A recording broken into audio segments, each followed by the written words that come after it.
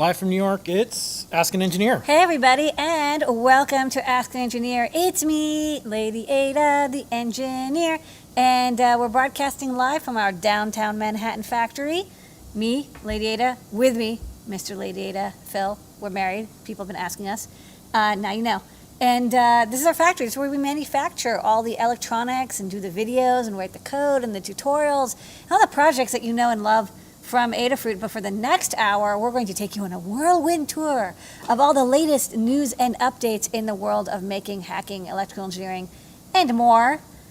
Mr. Lady Ada, why don't you kick it off and tell people what's on tonight's show, including the code? All right, on tonight's show, the code is Staro. Oh. We'll show why soon, but that gets you 10% off in the Adafruit store, all the way up to probably midnight, or if I remember to turn off sooner than that. So use it or lose it, tonight only. Talk about our Adafruit Live shows, including Show and Tell, Time Travel, look around in the world of makers, hackers, artists, and engineers, help wanted, jobs from jobs.adafruit.com. Don't forget you can also post your skills, or if you're looking for talent, post up your job there. We moderate them, and we make sure there's nothing weird going on. Well, good weird, anyways. It's always weird. Yeah. Main New York City factory footage, 3D printing, got some Ion and PI, new products, top secret. We answer your questions. We do that over on Discord, adafruit.it/Discord, where you can join all 30,000 of us, join the community. All that and more on, you guessed it, Ask an Engineer.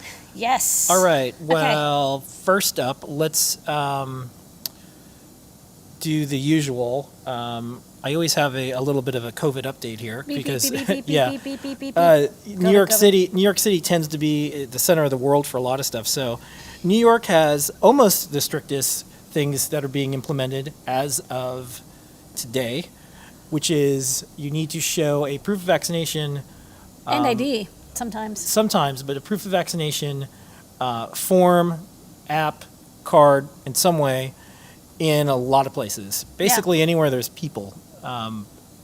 Indoor dining, entertainment, gyms. Yeah, if a store has seating for people. Yeah. So that's starting. Yeah. Enforcement starts around September 12th, I think, of next month. And so our mission has been to get any of our employees vaccinated who still haven't done that yet, get out all the information, and then be ready for the inevitable, which is probably mandates for all forms of business. So right now it's and if you non-essential. Well, if you talk to the restaurant owners, they're like, this is being unfairly put on them because they're becoming the enforcers of this. Yeah, and they're not wrong. They're not wrong. Yeah. So that's what's going on here. So this might be a preview of what's going on everywhere else. San Francisco is doing fully vaccinated, and it does matter on the date. In New York, they're saying, look, just anything. They just want one dose. Anything. And it could have been yesterday. They just want that vaccination rate. And actually, I sent you the notes from the city meeting. So we've gotten to 77% of adults, 18 plus, have at least one vaccine dose. Yeah. So anyways, Lamore's on the Small Business Council of New York, where once in a while you get invited to a meeting to listen to see what they're doing. That gives us a little bit of a... You get a heads up. We get a little bit of a heads up so we can plan accordingly at Adafruit. And like I said, I think last week, the trend that we're seeing in our little microcosm of the world, our little slice, is if people live in households where everyone else is unvaccinated, even if they are vaccinated, that's when we've seen breakthrough cases. They've been okay, but that's what seems to be happening. The areas where people are unvaccinated is where things are coming through. So use that information the best you can. We're just reporting it from the ground. We have no say in this. I'm on a council, but it's not like a council where they ask me questions. They're like, here's what we're doing. I'm positive no one's going to listen to us about a lot of things. Okay, So not only do we have the code Staro, but we do freebies as you check out Lady Ada. Yes. What are the freebies? Okay, $99 or more, you get a free half-size from Proto. It's great for taking your breadboard projects and making them permanent. $149 or more, you get a free Stemma QT breakout board. It could be a driver, it could be a sensor, it could be an accelerometer, it could be a DAC, whatever. Got all sorts of different boards. Make it a count, and you'll get a different one each time. $199 or more, you get free UPS ground shipping in the continental United States. If it's connected to the main 48 states, you can get free UPS ground shipping, and it's tracked and it's insured. $2.99 or more, you get a free Circuit Playground Express, our SAMD21 based board that is wonderful for beginners or experts because it has all this stuff built in, and you can code it with Arduino, CircuitPython, Code.org, CS Discovery, MakeCode, Rust, TinyGo, Lisp, etc. It's a very well supported chip. I think even like Zephyr supports it. Yep. Minute. All these good things when you order from Adafruit. Okay, we have a live series of shows. Thank you, Noah and Including this Pedro, one. for hosting. Thank you. Do the recap. I think there was a bunch of cool stuff. Definitely check it out. Super fun. We'll be back. We are alternating our hosting. We alternate, Yeah, mostly yeah. because it's just getting extremely busy. But from what I understand, and I'll have to check because I watched the show until after Ask an Engineer, Kevin was on, and Kevin's from DigiKey, and there is a Halloween Hack Fest going on. We're part of it. We said we'd help get the word out. Halloween starts in August. Halloween is all year round now. It's true. But it and- really heats up in August. Yeah, it's really all year now. It's just that's what we've done as a company for the Yeah. last decade plus. So, anywho, on Sundays we do Death of Lady Ada, and this week, part 1, what did you show? Okay, so I showed off, because I didn't have any hardware that I'd been working on the last week because we've been dealing with all this stuff. But I did talk about the Adafruit design philosophy. You know, what makes an Adafruit board look like an Adafruit board? Because as we show, there's an Adafruit board that appeared in a movie. We're going to talk I about know, this in this I know, show. I Yeah. know. No spoilers. Yeah. No spoilers. But as we Phil and I were watching it at home because we're married, as we mentioned, and I saw this board flip by, in a hundredth of a second. I was like, oh, that's an Adafruit breakout board. And then I was like, wow, that's weird. Why did I know that was a breakout board even though it was on screen for like milliseconds? And the answer is there's a couple of design things that we do with color and header and mounting holes. Some of this from K-Town, some of it from me, some of it from other people who've designed boards at Adafruit. And so I just kind of talked about that stuff to look for, what we do and why we do it that way. And yeah. And then we do the Great Search. The Great Search is when Lady Ada uses her powers of engineering to help people find things on DigiKey because there is a chip shortage. We did there this is a show chip shortage. before the chip shortage, but now it's even extra handy. So And- what did you try to help out with this week? Okay, so you sent me, there's a crowdfunding campaign that you saw on Crowd Supply, and they had an update. We backed it, and they had an update saying, we're only waiting for one part, this regulator from TI, and TI is having a lot of difficulty getting parts. And so I thought it was a little bit of a challenge. Why not attempt to find an alternative for this chip? And I'm not saying that the alternative I found is valid. There's probably a lot of reasons why it isn't.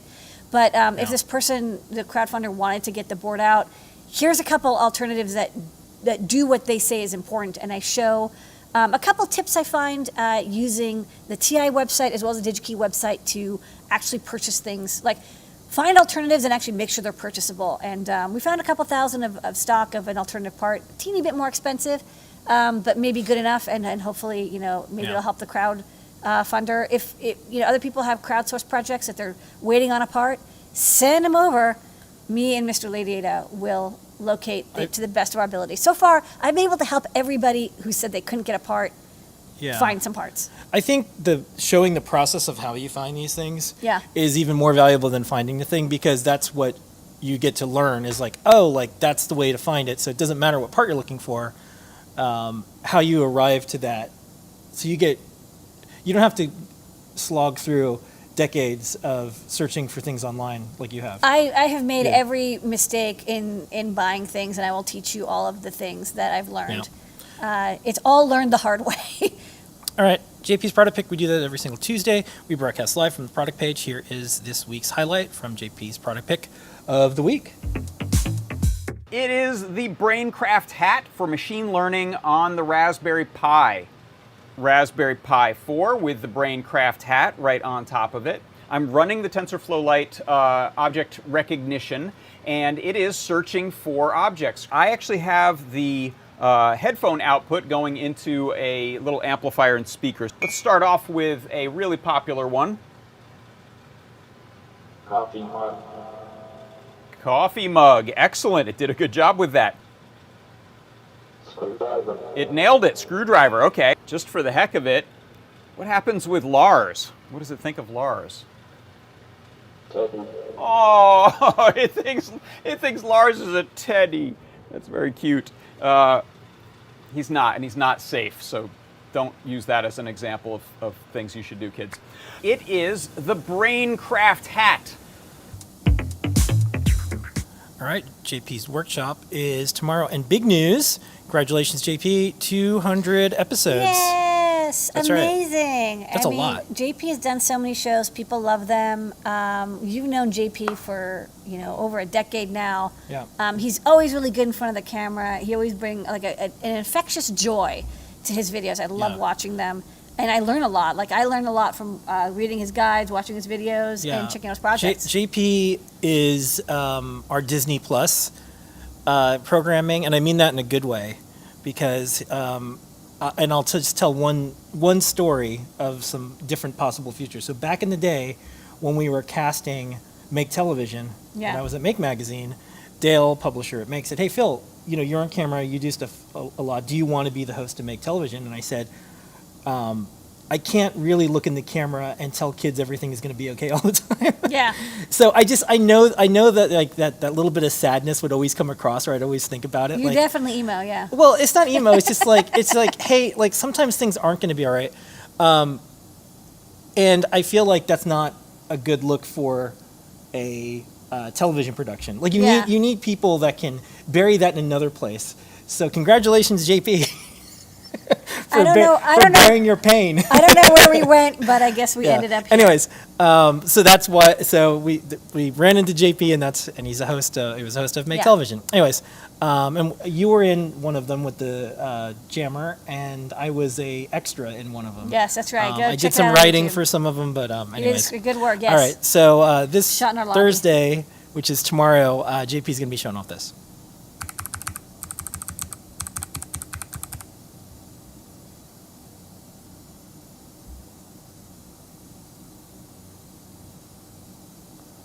All right, and also JP does a CircuitPython parsec. Here is the latest one. See you on the other side.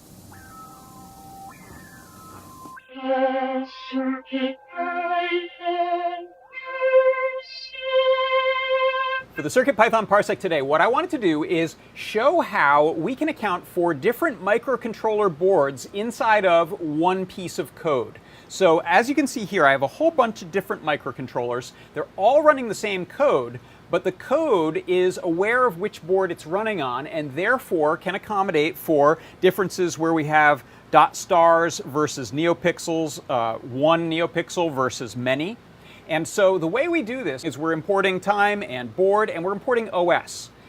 Using os.uname.machine command, I'm able to set this variable called board type, which just asks the board, hey, what type of board are you? Which returns a string. Then we can do things like, if the word trinket was in the board name, set it up as a dot star. If QtPy M0 Hackexpress was in the board name, set it up as a single neopixel. If it's a macropad, we're going to use the actual macropad library to talk to the whole set of 12 neopixels. This is what happens at the top of the code. We figure out which board we're using, and then we set things up, import libraries, do what's necessary for that board. Then inside of the main loop of the code, I'm checking a variable I created called LED style. So some of these actually are pretty similar once they've been set up. If it's LED style 1, it's going to use a dot star. If it's style 2, it's going to use however many neopixels are on there. If it's the style 4, we know it's the macropad, and we're going to use some different code for that. Now you can see this in action. I'm going to change this to be just pure green. I'm going to save that file. Now you can see over here in the Finder, just copy the code one at a time. So we'll go to the Circuit Playground Blue Fruit. I'll hit save, and now you'll see that Blue Fruit board is a green set of neopixels. If we drop that onto the macropad, replace, and you can see here I'm not having to save 8 different code.py files. I can use them all on any of these boards because we have accommodated for their differences. This is really useful for display-based boards such as the Funhouse and the macropad and PyBadge, PyGamer, anything that has a display on it. There's going to be some differences in how you set those up. So that's one use case for this. And so that is how you can accommodate for different boards inside of your code.py inside of CircuitPython. And that is your CircuitPython parsec.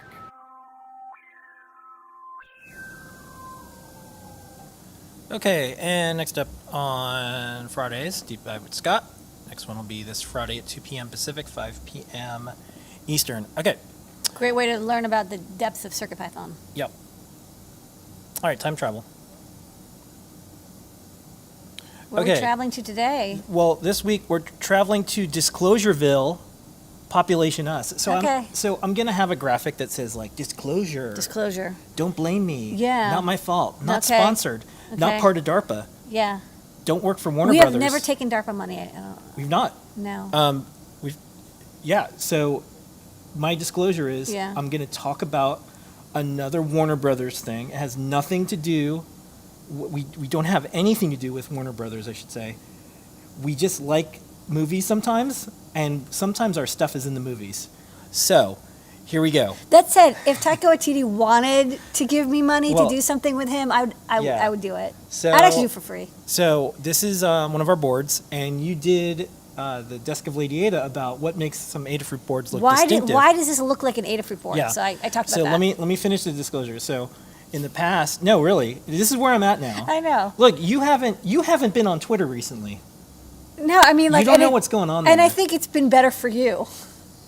So here's the thing: if everyone wants to believe the worst in each other now, Correct. it's a problem. It's fun. It's all bad faith, and I think I'm just going to spend extra time each time reassuring everyone that when you see us writing about something, or if you see us talking about something, it's because we want to, and if we were to take money for something, we would tell you. So anyways, our stuff was in Disney's Mandalorian, and there was a whole behind-the-scenes thing. Which was cool. Super cool. So that was the Disney Marvel universe. Now we're in the Warner Brothers DC universe, and we were watching The Suicide Squad. And Different movie, different not a movie. sequel. Totally different. And you saw King Shark hold up a little thing, and he says Peacemaker, and you noticed it was our board. Yeah. One frame in. And that's the board right Cute there. little shark. That's the board right there. And now this is where it gets accusatory. So Yeah. around the same time that we noticed and we started talking about this, hey, cool, look, our stuff is in a movie that we liked. We kind of like Harley Quinn, that's cool for us. They also had a 5-second promotional clip Yeah. that was going around, and it had our board in it. So here it is, and I think this is so short I can just play it on YouTube without I think so too. without YouTube also being mad at me. So here is 6 seconds is okay. Here it is. Here you go. Peacemaker! No! Looks nothing like me. The Suicide Squad. We did all. Okay, so that's the board. That's the look of it, and you saw it in a millisecond. Then everyone started emailing us, and I'm not the only one who apparently has. yeah. Has And when I was eyes watching for it, electronics. when I was watching the movie, we look at this. We look at everything through the lens of electronics. I'm like, hey, this will be a cool thing. Let me email Noah and Pedro, see if they'll do a 3D print of Starro and put a Hollow-Wing in it. Yeah. So that's our time travels for this week. I'm going to have a little thing that goes, disclosures, don't blame me. Yeah. Not my fault. Yeah. Not corrupted. Right. Not DARPA. Cool. So, not in the big pocket of WB. Yeah. All right. So next time travel, this is a 1982 Vectrex from Phil B. This is a Vectrex, one of the 8-bit 1980s game consoles, and one of the very few non-handheld consoles to include its own screen. It had a vector CRT similar to arcade games like Asteroids or Battlezone, and it dawned on me that younger viewers, unless you've visited like a retro arcade, you might have never seen a vector display.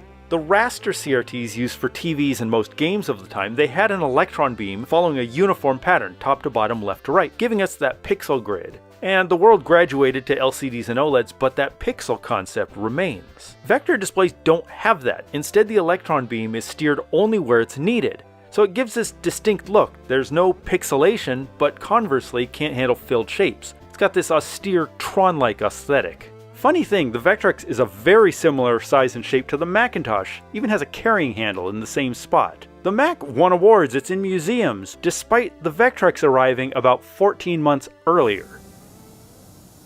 Okay, and also a little AdaBox reminder. So we'll be shipping next AdaBox sometime in October, and we're already down to about only 150 openings. It'll change over They're time. going. We're Yeah. a couple a day are going. Yeah. So if you haven't already, go to adabox.com. All right. every Monday, Tuesday, Thursday, Friday, we have Collins Notes. This week is no exception. I'm going to play one out of the last ones from the last week. Yes. Do you? But they're all very good. I think I'm going to do knobs. I like the knobs one. Do the knobs one. Yeah, let's Very do knobs. informative. Let's do knobs. Knobs. Knobs use a variety of standards to fit securely on potentiometers, encoders, rotary switches, what have you. In addition to shaft diameter, there's 3 basic shapes you're most likely to see. Smooth, or round, uses a simple cylindrical shaft. The knob is secured by a tiny set screw on its side, and yes, that screw is easy to lose and can come loose if not tightened fully. Knurled or split shaft are easy to spot with their rounded teeth. Be careful of subtypes which use different spacing between the teeth or splines. 18T is the most common standard, so go with that if you have to choose. D shaft or flatted shaft is the most simple, stabilized by the shaft's cutaway cylinder shape. As long as the knob's indicator line is placed correctly relative to the pot's orientation, you're good to go. All right. And I did see a question in the chat that I can hit real time. Will we ever have Colin videos that are in landscape? The answer is not Colin's lab notes. And the reason is, and I know this is going to be not great news for some folks, most people watch content on their phones. Or tablets, or they're yeah. it's their phones. So Which basically are phones. Yeah, it's not even just, This is a different format. We have this video is long. it is. And his videos are tall, Yeah. and I think we have a little bit for everybody. It is. So what? Even with the landscape ones, most people are watching a video on their phones. That's the stats from all the reports that we look at across all the video places that we use, and they're looking at stuff, and their attention span is pretty short.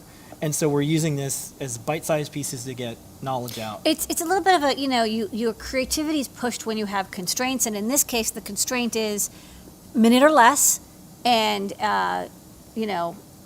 portrait format, and with a Yeah. very short intro and outro.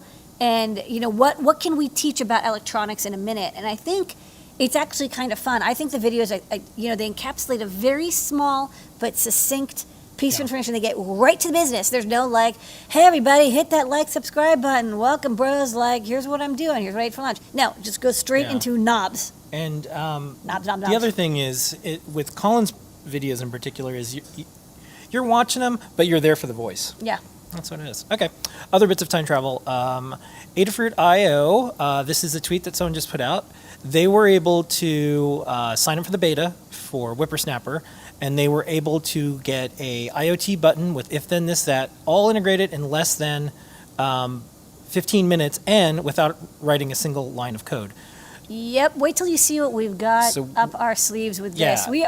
We are doing everything. We're combining everything we've learned about Yeah. no code, easy deployment, people who have only Chromebooks, people who have only mobile phones, people who have locked down Windows 7 computers. How can we make an IoT platform that works for them? Yeah. So for the people who want to join this, I think so. This is interesting. If this was a startup, it would be on Product Hunt, and it would be on TechCrunch and all that. But we're not a startup. We don't operate that way. This is an IoT no-code solution that is the most open system that I know of. It doesn't. It's free. It's free, and we don't force you to use only our devices. So anyways, if you want to be part of the beta, all you have to do is go to our Discord server and post in the help with Adafruit IO and say that you'd like to be a Whippersnapper beta person, and that's it. And we'll probably do something special for folks who are on the beta, but it is super easy, no code. You could do anything with You know what else we did? IoT in 15 minutes or less. This is the thing that I'm so proud of. We are getting rid of the whole it shows up as an access point, and then you have to get at your phone, you have to change the access point, and then you have to go to the thing, and you have to enter it in, and then you have to undo it. We're getting rid of that. You enter in your credentials onto a JavaScript form that is running on your computer, so we don't even know what your Yeah. credential data is, and it generates a hex file and then programs it into your ESP32 using web serial. So all you need is a Chrome browser, which every computer can get. It's free. And all of the deployment stuff, we're going to try to make it as easy as possible. And don't take our word for it. You can start to see what folks are saying. What we want to do is have something that's so easy that we get criticized for making it too easy for everyone, which we do with everything else. That was going to be our motto. So Yeah. easy, even a girl could do it. But you and I decided to do something different. Yeah, that's a little Adafruit history. You wanted to have that as the tagline. That was going to be the Adafruit motto. And I thought that would have divided people up instead of bringing them together. So I said, well, maybe we could say it once in a while, but maybe we shouldn't have that like on the website. Yeah. Yeah. Anyways, we can still do it. All right, hop on it.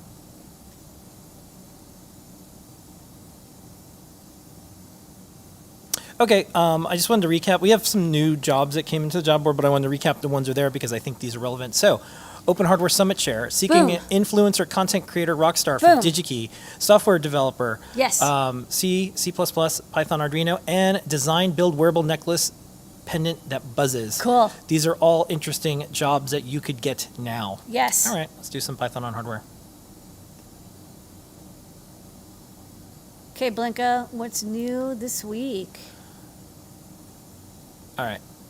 So 2 things this week. What I usually do, I'm going to quickly show. The newsletter is a monster in a good way. So we have our CircuitPython 7 Alpha 6 release. Do check it out. You can look at all the additions since 7.0. Sign up, check that out. Already talked about the Halloween Hackfest. Tom's Hardware reviewed the MacroPad and gave it outstanding. It's editor's choice. Oh. And so it's the ultimate DIY keypad. We're seeing a lot of people do cool stuff with Thanks, it. Tom. Last week we did, I wonder, I guess we Is that Tom, the editor? Tom's Hardware. It's his hardware. I should find out and see. Who if is it's- Tom? I wonder if it's like MySpace. There's a guy in the background. Yeah. Friend. Yeah, I'm your buddy. I don't think anyone remembers that. My controller Last parts. week we showed, it was like breaking news. It was Staroids. I think that's what it's called. And it's all the different ways you can use one code.py file across all these different boards, different screens, which is unheard of in devices and electronics. And so we got that going on with over 4 different processors. So you can run same everything. You don't have to do anything different. Drop the code on, and it just runs across NRF 52840, RP2040, CMD51, ESP32S2, and I think there's another one. STMs. Yeah. Whatever. Yeah. Whatever chips, TNC4, anything that's supported by CircuitPython, it's consistent, it's the same. All right. I'm going to show a video in a second, and then we've been talking about air quality here at Adafruit a bunch because we have all these CO2 monitors, and we've been keeping from the very beginning of last year, because we were an essential business, we were still back before vaccines and everything, we were working, we had masks on, but we wanted to make sure we had the best air quality and circulation and fresh air coming in. And so it's always good to see these projects because I think a lot of people are starting to do it. It is a way to see how good the air is. It's a great project for kids in school. It's like, Yeah. it's very easy. We have a lot of really easy air quality monitor projects, and they're not expensive, and you can learn about Yeah. science. And like CO2, it's used for air quality, but it's also used for environmental science and for greenhouse and agricultural with, science. With there being smoke and you name it that's going in the air, and then that's the outside. And then when you're inside, you want to make sure the CO2 levels are low because it means there's less people, and not having a bunch of people indoors right now is a good idea. Yeah. So anyways, check that one out. And all the rest of the stuff in the newsletter. Hardware, keyboards. But this Python. week, I pick one thing each week, and Yes. this week I picked this. This is, and I'm going to do the narration over this. This is a person who does MMOs. And Final Fantasy They MMOs. said, hey, I knew this would be perfect for my MMO hotkeys. So this person, they use a controller, so it's nice, and they showed all the shortcuts. So as they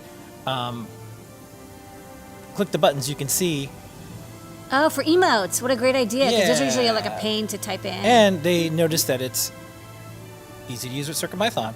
And the person said, I still have some adjustments to make to colors and different shortcuts available, but I like it so far. So they were able to put this together really fast, and you can see how with the knob, you can select different things for each Yeah, emote. layers. And they said this is pretty easy for easy to set up, easy for me.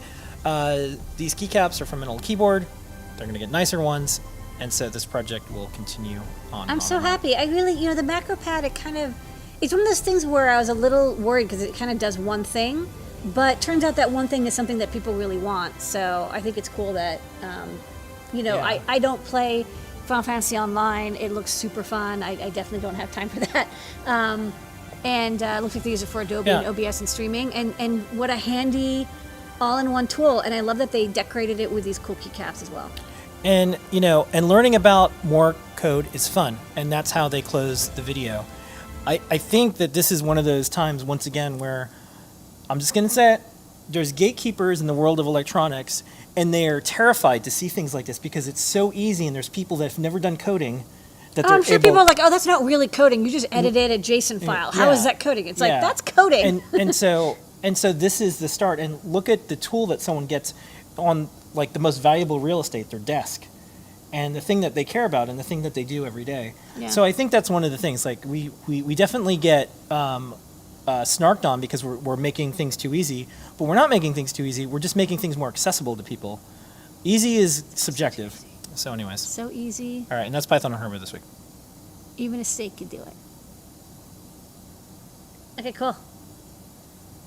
Next up, All right, we're an open source hardware company. To prove it, we have 2,525 guides. Lady Ada, what's on the big board this week? couple guides this week. Kat and you got up a guide for the Adafruit MCP 9601. It's an I2C thermocouple amplifier, one of the very few I2C thermocouple amplifiers out there, now on a STEMMA QT board. There's a guide.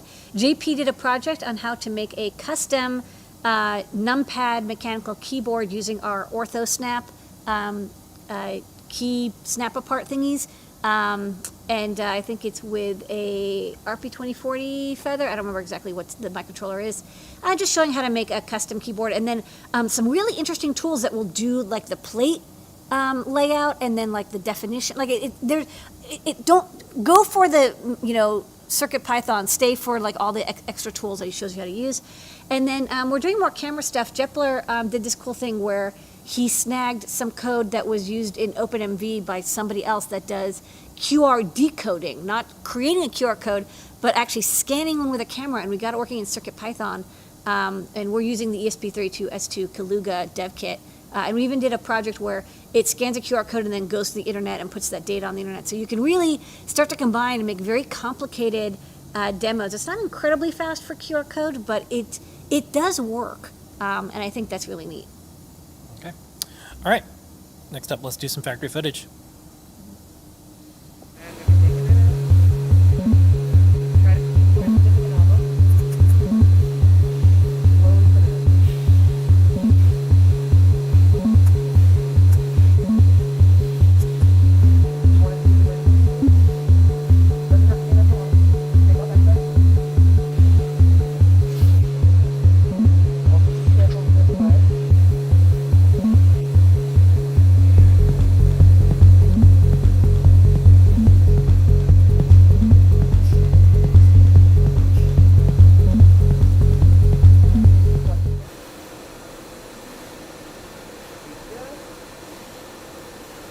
We have free flowing solder. That's free. Then I'll take the metal plunger. If there's any debris within the pump, it should come out. Do this part slowly. Just because metal wire is cold in comparison and might freeze up in there. Once it's initially in, you're fine. Do some dirt.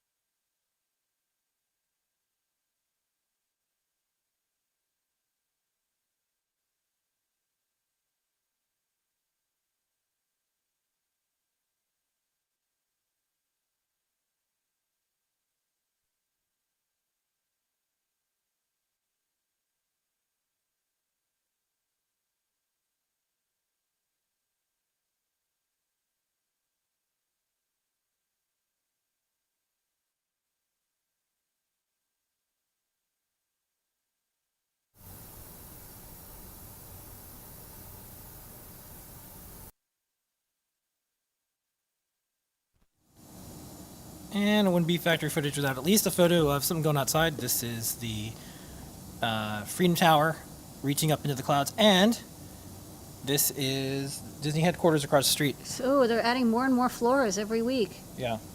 Seeing it built real time.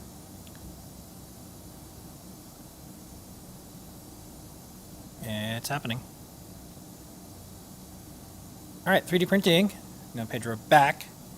And that means we have 2 videos. We're going to play them back to back. Before I do it, though, I'm just going to remind everybody, because one of the videos, the Starro of the show, is Starro, because we have a 3D printed Starro. Starro. So this is where we got the idea Yay. from. And that's the discount code for tonight. Biotronics, put it on your face.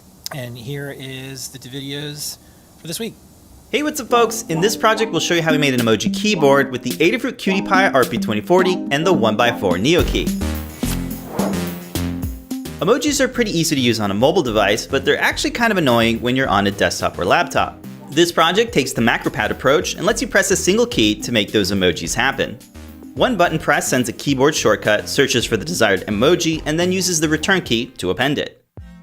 On macOS, the emoji pop-up window lets you pick and search for emojis. Using arrow keys, you can navigate and use the return key to choose your emoji. The Adafruit Cutie Pie RP2040 is the perfect little CircuitPython board for this project. There's no soldering required, and you just connect the 1x4 Neo Key with a Stemma QT cable. With KL sockets, you can easily swap out the keys for your favorite Cherry MX compatible switches. Our little 3D printed enclosure is a minimal design that snap fits together and keeps everything compact.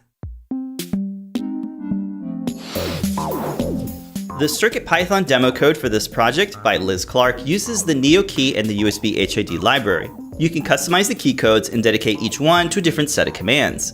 Liz put together a code walkthrough in the Learn Guide so you can get a nice breakdown.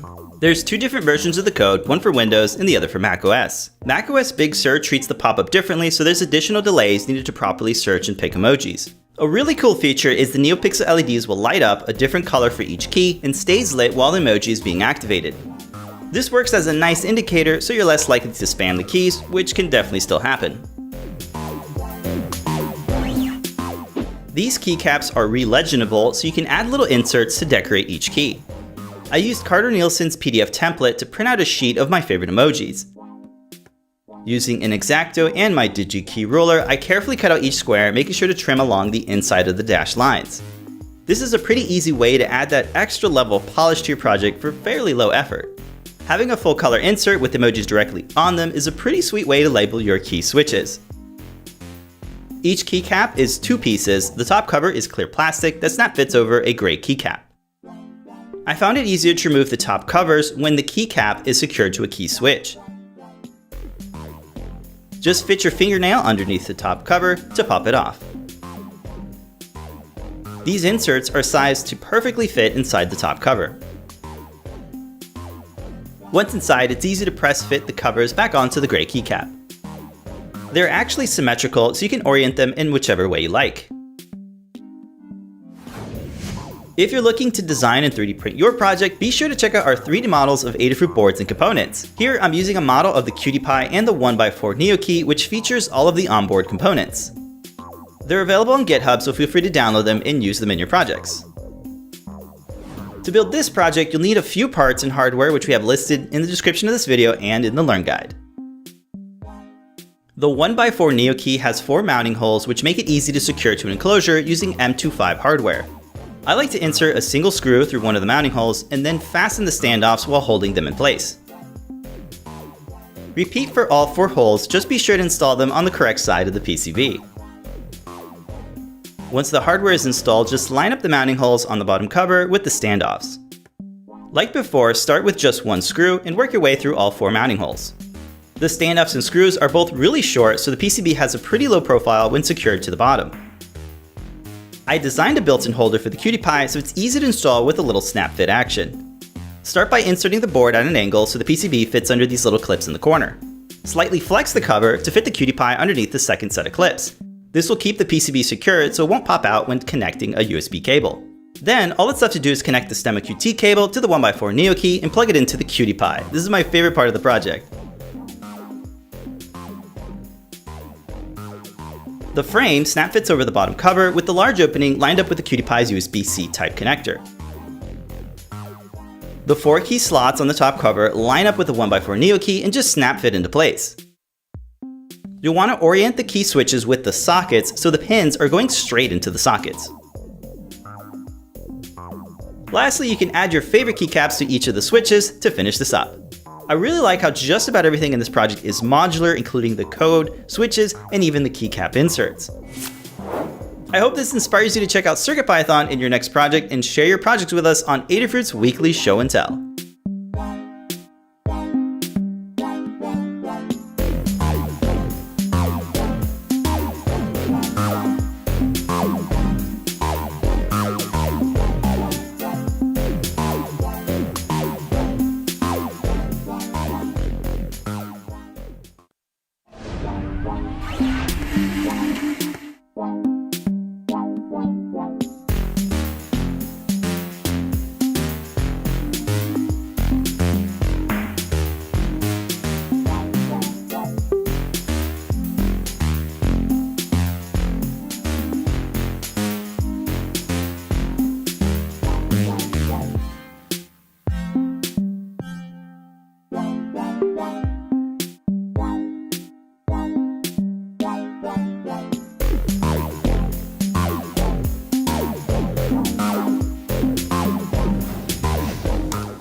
Okay, and don't forget, No Pedro back on Wednesdays, 3D Hangouts every single Wednesday at 11 a.m. All right, Lady Ada, you ready? Yes.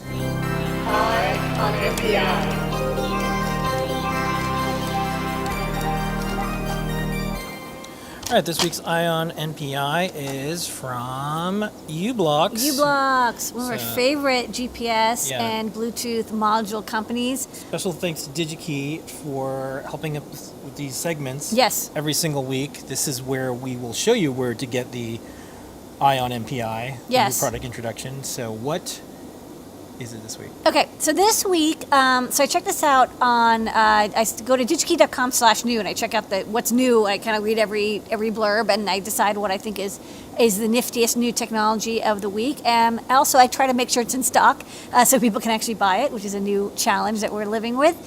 So this week we are going to look at the uBlocks Angle of Attack, the AOA1 dev kit. There's 2 dev kits. There's the AOA1 and the AOA2. The AOA1 is less expensive, and it has one, transmitter. That's the thing on the right, and then one tag. That's the thing on the left. And these are used to implement the new feature of Bluetooth Low Energy 5.1. A lot of people think of Bluetooth like 4.0 is Bluetooth Low Energy, but 5 and 5.1 added a new capability called Angle of Attack analysis and angle of departure analysis. And basically, what this is for is it allows you to solve what I call an age-old, well-trodden problem or challenge in electrical engineering and industrial design, where you want to track something indoors and you want to know where it is in 3D space. And this is it's not shocking to people who've tried to do it, but for beginners, they don't realize just how incredibly hard this problem is. It's really, really hard to know where something is in 3D space. So, a lot of times when people think about, okay, I want to find something in a room, they think of like using a vision system. I saw this cool image from Wikipedia from the Aibo dog, because we were talking about Aibo vision recognition at dinner a couple nights ago. And there's a robot dog, and it has a camera, and it can recognize this pink ball. And the ball has to be pink, and it has to be round, and the vision system can recognize where it is in the room, and it can use like some triangulation to kind of tell how far away it is and what direction it's at. And this is the closest approximation to very basic organic life vision recognition systems, right? There's if you watch nature shows, there's shrimp, and they can detect where the sun is or where the moon is, right? And that's the most basic kind of vision recognition. And if you want to do more object detection, some more complicated stuff, you can use stuff like OpenCV or TensorFlow. Again, it's a vision system. You do have to have really good lighting. The thing has to be recognized within your system. But you can kind of detect where it is in a room, and you can also, again, you can use some mathematical analysis to determine kind of where it is in the room. But both of these really depend on having the object be fully visible, and it has to be a recognizable shape and having very good lighting. If it's obscured, it won't work, and that's the challenge, right? A lot of people have object detection recognition systems that use vision, but if that thing is, if that bowl is behind the computer, obscured by the computer, the vision system won't recognize it. When people think a lot about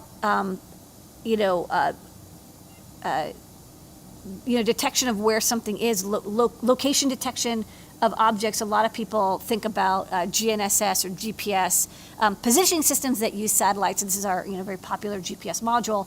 And these are really great, but they're only really great when you're outdoors. GPS does not work indoors, which is kind of a surprise. Not surprise, but like a lot of people forget that. They're like, oh, why don't I just use GPS indoors? And the answer is you can't. You can't use GPS indoors. It has to be outdoors, and you need to be able to get a good fix. And even then, because of the way GPS works, you're not going to get precision or accuracy better than about 10 meters. If you want to get better accuracy, you can use something called RTK, which we covered. Also, U-Blocks, they have premier RTK hardware and designs that you can use. Check out this video, which we did last year around this time, about the RTK ZF9P GNSS RTK modules. These are also to be used outdoors, although I think they can be used semi-outdoors, semi-indoors. And they do a cool thing that combines time of flight and GPS to get you centimeter level location detection. But again, really good for outdoor things like drones or robots that are outdoor, or robotic cars. Those sorts of things use RTK. Again, not going to be good for indoor object recognition. All right, so you're like, well, what can you use for indoor object recognition? Well, one of the things that is used now, and I'm not going to talk about time of flight, because time of flight is still, for Wi-Fi, is still under development. We haven't really seen anyone use it yet, although I know it's being developed and worked on. But traditionally, how you would do indoor recognition, even now, is you'd use something like a Bluetooth beacon. So people who know, you have a Tile, or you have like the Apple iTag, whatever. Those use beacons, and one of the things that you can do is you can use sometimes I say like something that's a side effect is also something you can sense. So the farther you get away from two wireless devices, get farther away from each other, the signal strength drops. And that's bad because, if you're a couple hundred meters away from a Wi-Fi hotspot, you're not going to get, good data transfer. You're going to drop a lot of packets. You want to be really close to your Wi-Fi router to get good signal, and you want to have a direct line of sight. Well, you can take advantage of that property and use it for detecting where something is in space. So you see here in the middle, you've got a beacon, and if you have three transmitters that are transmitting or receiving the beacon data, they can kind of use the signal strength to kind of sort of triangulate where the object is. Only good for like a couple meters. I think it says here 3 to 4 meters. Also suffers from signals bouncing off of each other and off of walls. It's not great, but it's kind of what people use now. The good news is it's really cheap to implement. It's very easy. RSSI is built into like every radio chip. You don't need anything special.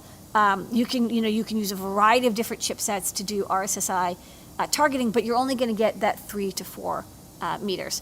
So what's interesting about this new Bluetooth 5.1 capability is, and this is something interesting that as I was reading about it, it doesn't do RSSI like distance detection or time of flight distance detection. That's something different. It does angle detection. It'll tell you the angle of where the object is. But if you have multiple angles, like you can use that again if you have fixed points and you know where they are and you do the angle calculations, you can use it to detect where something is in 3D space. So you would put, one of these, detector transmitters in each of the 4 corners of your room, like in this mock-up here, and each one knows the angle, and then you combine that data together, boom, you have the location in 3D space of your object. There's some math behind it, but the math isn't so bad. You do need to have these kind of special, funky, transmitter base stations, and I'll show it on the overhead because this is kind of what you're paying for. Hold on, So yeah, so this is kind of interesting. So this is, it's got a Bluetooth 5.1 module here. It's got some buttons and it's got like an Arduino kind of shield sort of shape and debug and everything. But the thing that's really interesting about it is this intense antenna array. It's got 1, 2, 3, 4, 5 antennas, and it's got like this cross shape, which is also, I guess, part of it. Or no, sorry, that's the indicator. Pardon me, that's the LED indicator. But it uses these antennas to determine the angle of attack, the angle of where it is. And one thing that I thought was kind of interesting is they're like, yeah, it's not distance, and yes, you can use it to determine distance by, again, doing this triangulation, but there are some situations where you might actually really just want the angle. You want to know where somebody is coming towards you, or, we'll show the video, where an object is with respect to a camera. Okay. This is available on DigiKey. Yeah, so the AO1, the XPLR AO1, the Explorer, I don't know, AO1, Angle Attack, gives you one tag, and the tag is, you can make your own tags. The tag is really just there's nothing super special about it. It's just an NRF52833. But the thing that you really want is this thing, and then there's the AO2 kit, which is the same part number, but AO2, and that one has 4 of each. So that's where you want to do real multiple devices detection within space. This would be really great for just angle of attack. Where is something in relation to this, transceiver? All right. Okay. Let's check And out then this we video. have a little bit of video. There's no audio, so you want to do a little bit of audio. Yeah, over it? this is a really cute demo, and they have a blog post that we'll link to. You can see this engineer showing off. There's a pan tilt module and there's a camera. And they're holding a tag, and as they move through space, again, it doesn't know how far the person is, but it knows the angle they're at in respect to the base of the camera, so the camera can pan around to find them. And I think it shows that you don't need to have, 3 transceivers. You can really get away with there's a lot of applications where you can probably get away with just one. All right. And that's Okay. this week's Ion MPI. Check it out. It's in stock now. On MPI.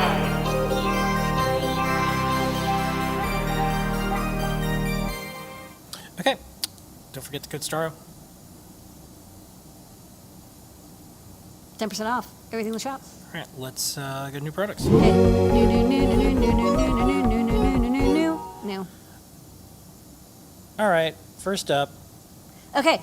We finally have these in stock. I mean, these are new, not new, whatever. We had them coming soon for a while. This is the PoE2 hat for the Raspberry Pi. I believe it's for the Raspberry Pi 3B Plus and 4 only, so watch out. You can't use it with older ones. But it plugs right in, and it has this really cool flat inductor. It's got a much better heat sink fan thingy going on. I think it's less bulky. It's probably got better performance. Check out the specs. It's the same price. We have some in stock, and if we're not, sign up and we'll get another shipment. Okay. Next up. Okay. We also have an STM32H750 kit. This is from WeAct. They make the quote-unquote black pill STM32 F411 board that we carry, and I just really like this dev board. I'll say we didn't make this dev board. We're basically stocking it as is. We don't even have CircuitPython support necessarily for this chipset yet, but we just thought it was such a good dev board that for the people who are interested in exploring this ultra powerful STM32H7 chip, I mean, it's like 480 megahertz. It's got 480 megs of QSPI flash. It's got like a megabyte of RAM. I really like this dev board. It's simple to the point. It's got the chip, SD card, USB-C, bootloader, DFU button, a couple things on the bottom, some flash, camera slot. You get to really experiment in all the breakouts. It's a great way to experiment with this new chip. And I just want to clarify, it's meant for advanced users. I don't even know that there's an Arduino core for this chip. But if you're ready to rock out with ST's development system, this board is for you. We also finally got our shipment of colorful clips. These are from Cyborg. These are, they're fun, festive, tropical alligator clips. They come in these cool, like lime green, I think like tangerine orange, pink, my hair pink, Blinka purple, and like a pastel blue. We have alligator clips that are like the regular colors, but maybe you want something kind of cool, kind of femme, kind of tropical. So Shouldn't be boring. don't be boring when you can have these beautiful alligator clips. I love it when people take something that has classical colors and they give it a twist. So these are super cool. We are stocking Yeah, and also if you do workshops and these are yours, you'll be able to identify them and be like, hey, those are mine. Yeah, nobody's going to steal your alligator clips when you got these. Or they're definitely going to steal them. Or they're going to steal them. Next up. Next up, okay, we've got these are DHT20. There's a couple different names for them, but these are basically HT20 temperature and humidity sensors. We really like the HT20. These are an upgrade from the DHT22. They are true I2C sensors. They come in 3 different shapes. So we've got this like 4-pin module shape. Plugs into a breadboard. It's very inexpensive. If you open it up, dun, dun, dun, you see inside there's an HT20. There's a thing on the top. And there's also a capacitor. Who cares? Good capacitor is always helpful. And 2 pull-up resistors. I love that they included the pull-up resistors. 1/10 of a cent, but really handy. You can see the pin out there. It's also on the page. On the back, there's the nicely engraved specifications. This is a really good, low-cost temperature humidity sensor. Please, everybody, for the love of God, stop using DHT11s and DHT22s and use these instead. We have Python code. We have CircuitPython code. We have an Arduino library. It works wonderfully, and you don't have to deal with like annoying timing stuff of the DHT11 and 22. Speaking of which, you don't have to use the AM2301 either, because we've got the HT20 version of this as well. It's kind of like an enclosed shell version, easy to mount, got 4 wires. Again, what's inside? HT20, capacitor, 2 resistors, wires, easy to use, easy to connect, specs on the back. Please use this. There's even more. Next up, we've got the durable version. This is, I will say it's not waterproof, but it's much more durable and protected. It's got this kind of mesh bubbly cover that will protect it for use outdoors. It's got a mounting clip and some screws and everything. And inside, what do you know? It's also an AHT20 I2C temperature and humidity sensor. Love these things. So these 3, they're all part of a family. If you just need a breadboard, get the cheap breadboard one. Want to mount it outside, want a little bit more durability, get the AM2315 version. But they all use the same code. Really like this sensor. Strongly recommend it. Please stop using DHT11s and 22s. All right, next up. Okay, next up, you notice that the Ultimate GPS modules that we've been stocking, we've had to revise all of the breakouts and the shields and everything because for reasons that I do not understand, the maker of the Ultimate GPS module that we've used for a decade or so stopped making them. However, there is another company that makes an equivalent module. It's the same, similar chipset. It's the next generation chipset. It's pin compatible.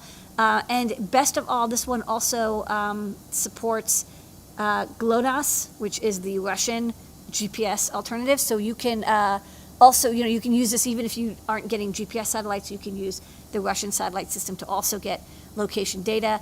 And did I mention it's pin compatible? Did I mention all the same software works? Did I mention it's even cheaper than before? It's a little bit thicker because the antenna has to be thicker to pick up, I think, both satellite systems. But we've been using this module with great success. Strongly recommend it as a replacement for the previous module. And again, it's pin compatible. You don't have to worry about it. All right, and we have a star of the show, but I kind of feel like the next round of products and then the final product is a star of the show. So we have a bunch of keycaps. We've got some fun keycaps. So Yeah. we kind of went on a little bit of a tear. We decided to get a bunch of custom keycaps that were inspired Yeah, by leave that one till last. my life. Yeah, Yeah, it's right we're, there. so this first is, up, Git. this is the Git logo. The Git logo is under Creative Commons. It's by Justin Long. Thank you for Yeah. making it available. We just thought it's a cool logo, and maybe you want to have The a back macro. of all of them is like this, by the Yeah, way. the I'm not back gonna is the show same. them So anymore. these are etched glow-through keycaps. So all of them, they look great Yeah. even without a light behind them. But if you do have a backlit or underlit keyboard, they're going to look really good Yeah. because you're going to have that glow-through And so effect. I should be clear. So these are ones that we came up with. We didn't talk to anybody about this. This is just me. This is just These are my favorite things. And I was like, what would I want on like a macro pad that was like, what do I do with code? And so some of these are a little bit Won't fix. snarky. I thought would be funny. So, won't fix, which is a funny if people they close things with won't fix, but it's a little bit of a joke with us internally where we have a bug that's so difficult, we're like struggling with it, and we're all like, what if we just close it as won't fix and just ignore it? Yeah. We don't usually do that, but maybe it is a feature, not a bug. Yeah, In which case, and this one's always funny because it's hate fork, it's hate fork. and it's what people do during a project. I think spike-driven development is a powerful motivator. And it's true, there's a lot of history of computer science that is hate forked. A lot of Linux is hate forked. A lot of operating systems and tools are hate forked. A lot of, web development, there's a lot of hate forking. I mean, hate is a little bit facetious. There's no hate here, but there's a little bit of the, like, you see some code, you think you can do it better. I think it's Press funny the just to button. have it on your little keyboard because you're like, you know what? I can hit that button at any time. Yeah. So then next up, Pull request. I'm trying to intermix the little, a little bit of bitterness, a little bit of sweetness. We love pull requests. We make them all the time. It's a great way to contribute, and I think it's one of the most powerful things that we've added to programming. For a long time we've had open source, but I think the pull request is sort of the next generation. It's how do people contribute back? And we finally made it as easy as pressing a button. And also, here's a button. all right, and then the last one before the last one is This- looks good to me. This one is, I'll tell you, this one is for Tan Newt Scott, our developer, who, sort of trained us well into doing pull request reviews. We didn't used to do them. And Scott was like, we should really do them. And I was like, you're right. And so we started doing them, and it's actually really improved our development process. And one of the things that I saw, Scott was doing a lot of reviews early on, and Scott would put LGTM, exclamation point or period in the reviews. And I was like, what is that? And it's like a little bit of a Googleism, looks good to me. It's a short way of doing an approval of a pull request. So I thought, all these things together, I think this is kind of like the history of what I do. Yeah, we had another one, but it just won't fit. And I don't know if we're going to do the acronym. It's like works on my machine. I think looks Wait a good to minute. me. Hate fork, it won't fix. Kind of cover that All right, philosophy. and then last up, this one's a little different. This is official. Official. We worked with GitHub and got permission to make this. Thank you, GitHub. Thank you, GitHub. Thank you, Martin, in particular.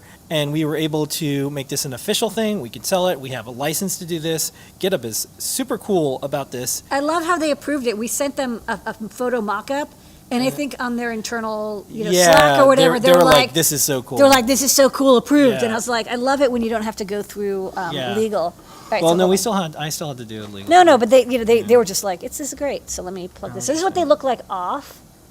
So I'm turning this. Sorry, way. yeah. That's what you want, right? Flippy. Well, we Is want it the to. wrong way? I think we want to flip. Oh, sorry. I will. How did it get reversed? I don't know. Okay, well, whatever. I'll just turn it upside down. This is the this is the overhead that isn't even. It wasn't even supposed to be survive.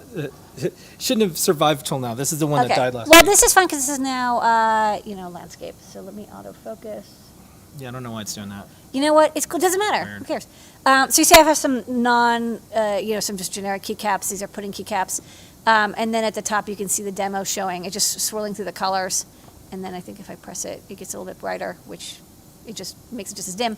You got the won't fix, got the looks good to me, got the hate fork. Oh, when I press it, it turns white, so you can really see the color. Pull request, Octocat, and Git. So I just think, if you're going to have a mechanical keyboard, why not just have a little bit of a ridiculous key switch on there? So I really think love the camera's these. actually even backwards right now. Is it? Well, Yeah, who knows, man? wow, that's so cool. Yeah, pound won't fix. Won't fix, sorry. Yeah, so You this know what it's supposed to this look is the overhead that died last week, and I thought it was back to normal, but apparently it's Yeah, not. That's cool. So I don't want to mess with it. I mean, you can try to. Okay. Yeah. There you I go. mean, let me see if this is. Works on my machine. Yeah. You know what it looks like. Anyway, so we have these in stock. We got a bunch of them, and Okay. we'll be making more because we think it's All fun right. to have custom keycaps. And this is the official one. And I don't know how long we're going to be allowed to do this. So when they're back in stock, because we got through the first batch really fast, probably should pick up one. Because Yep. nothing lasts forever. Okay. Started show besides you, Lady Ada, our Last team, but not our least. employees. Everyone in Discord. It's a keycap. No, it's a round rectangle Community. display. It's a rectangle Community. display. People know Adafruit. We love to have custom displays, breakouts and such, and it's been a tough year for displays. They've gone very expensive, but we didn't want to bring this one out. This is a 1.7 inch diagonal 240 by 280 display, and it's got a cool thing going on with it. It's grounded rectangle. So this is, if you have like a watch, like a smartwatch or whatever, you'll notice that they have, rounded rectangle screens, and so these are, designed for use in those cases. But I thought maybe people would have some other use. Okay, I have to remember this is. Yeah. Sorry, this is. This is okay. No, I got Yeah. it. It works. It works. So this is freaking out. So this display, I'll say so. You can see how it cuts off on the corner. So this display, I guess people are like, oh, do you have to do some special memory mapping? No, it looks to memory, in the memory, the way you write to the screen, it looks like a square display. It's just literally those corner pixels, they just don't show up. So this is you could use it for a smartwatch if you want, but it also just has a kind of a funky look to it. You just use it like any other ST7789 display, nothing special about that there. 240 by 280 pixels. It's an IPS display, so it looks good even if you're angled like this. I think people are like making their own DIY smartwatches. This could be a good use for that. But it's also got very high PPI, so any sort of small wearable or project. And I think one of the things that's we're trying out that's new with this TFT is a lot of people really liked our STEMMA QT board system where which is based off of SparkPhone's Quick. It's the same compatibility, same pinout, where you can use anything with I2C would have the same connector, so you could easily plug and play and chain them together.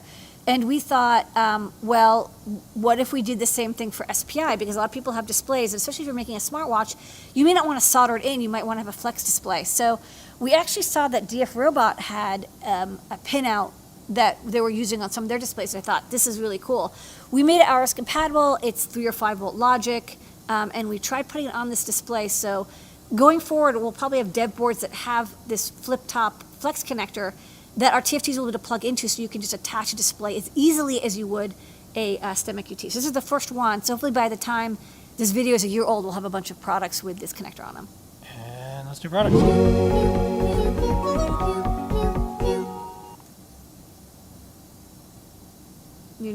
Okay, don't forget to code Staro. 10% off everything you saw. All right, so I have some questions lined up, but we're going to do top secret. Okay, get your go questions to while we do the top adafruit.it/discord. That's where we do all the questions. We'll get to those in just 1 second. Let's do top secret. Okay. Out of the vault. All right, from the vault, here it is. Oh, the last Trinky. I'm finally getting to it. I know people have been so patient. Coming soon. So for each Trinky, we have a character, and some of the Trinkies are not forever Trinkies, and I will get murdered on Twitter when I talk about our not forever Trinkies because they'll think it's NFTs. It's cool, but it's worth it. But we have a character for each one. This is the little proximity bat, and this is the one for the proximity Trinky that'll be coming out soon. Yes, sorry.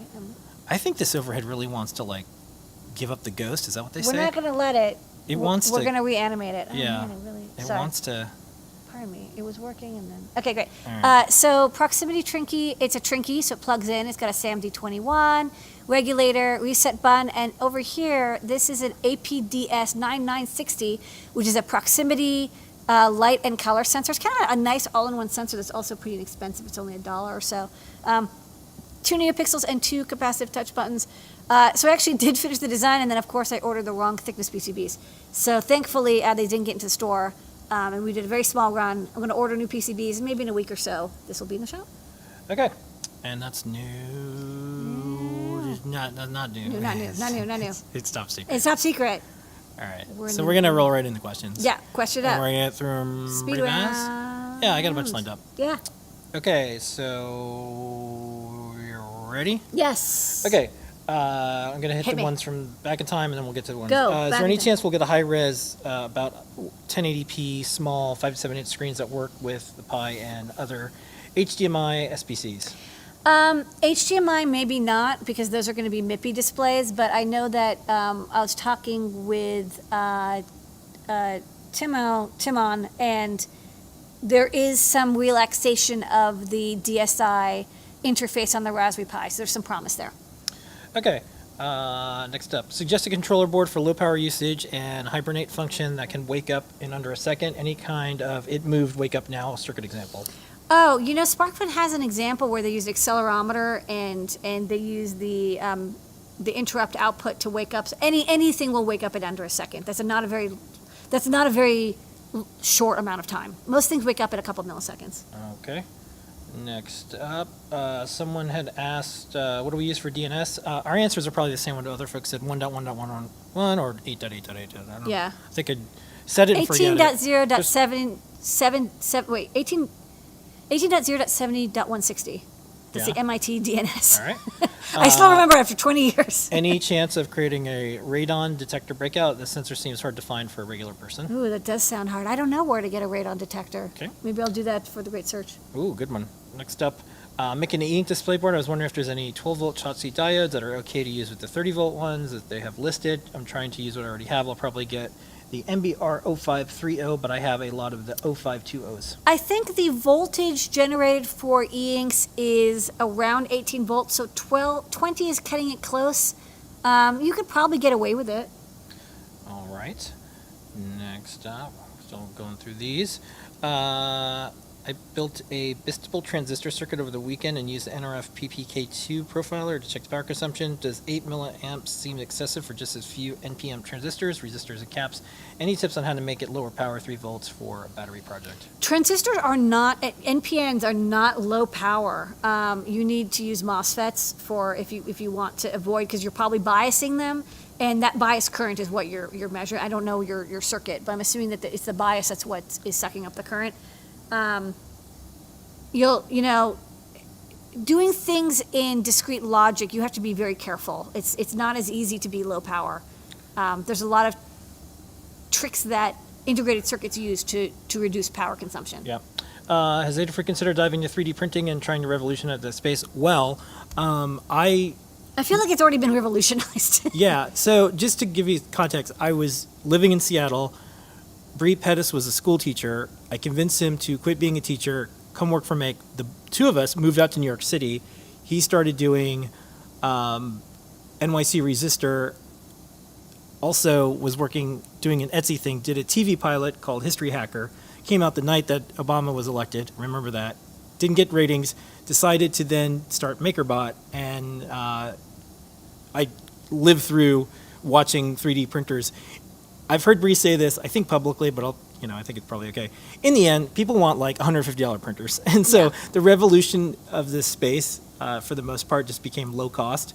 And so it would probably go out of business if we did it's it. It's really hard to bring any innovation to something that people don't want to pay for what it could do. And the expectations are really high. So I don't think we'd be able to do that. But always interested. We'll see. For all the silicon that you have to import, have tariffs become unpredictable and can be factored in your bottom line? The government needs to kill off silicon tariffs. Agree. Having tariffs along with the crazy silicon shortage, price gouging is nuts. Yeah. So the tariffs are consistent, and you've seen products their prices have been raised. Yeah. I don't know the silicon. I mean, here's the truth: silicon actually often is not made in China. It's actually often made in other countries, and so not. Sometimes it's packaged in China, but not everything is affected by it. It's actually not silicon; it's kind of everything else that is affected. Is there a point where you start selling more consistently product-wise? Is just talking about products a lot, or providing enough products to make something with? I'm selling more each month, but I'm not sure because I'm making more boards or more people are seeing my stuff. I don't understand the question. Is there a point where you start selling more consistently? Yeah, I think if you're selling a product, you want to have your cash cows, your mainstays, and also explore and add more. I always recommend, if you have a business, to release something new at least once a quarter. Once a month is ideal. One of my mentors, and this was when I was in advertising, said to me something, and I've applied it to other stuff. The business is new business. So if you're making new products all the time, you'll always be able to sell some of the things that aren't the new product, but the new product is the way to keep momentum, keep pace. This is why we do the show every week. This is why we do this. New products drive a lot of stuff. Yeah. Okay. Any chance of a USB-C Trinky? Yeah. We'll think about it. Down the road.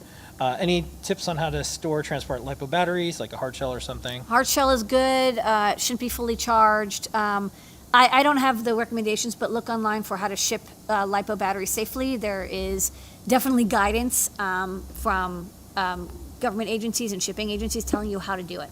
Yeah.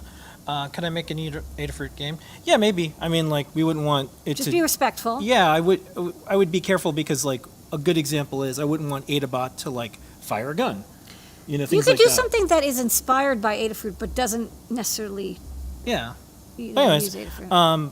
we're pretty chill. Make a game or just make an outline, send it to me. We'll check it out. Can you put Arduino and CV code on any given board? Not any given board, but a lot of boards. A lot of boards. Yeah, anything that can run CircuitPython can run Arduino. Doesn't work the other way around. Yes. And I think That's it. that is all the questions Perfect timing. for this week. Thanks, everybody.